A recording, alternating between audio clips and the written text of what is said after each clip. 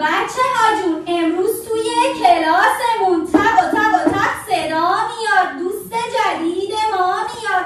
پشت درای بسته اردک دو نشسته. وا کنین درو برای اون. خوش اومدی به کلاسمون. بیا وایسا سر جای. دوستیم همه ما باحال. یه کاسه و یه دسته کنار یک نشسته. حالا به من بگو تو اسمش چیه؟ اسمش چیه؟ مرسی بچه ها. چرا میگیم یه کاسه و یه دسته؟ به من نگاه کنیم. یه کاسه و یه دسته کنار یک نشسته. حالا به من بگو تو اسمش چیه؟ عدد دو.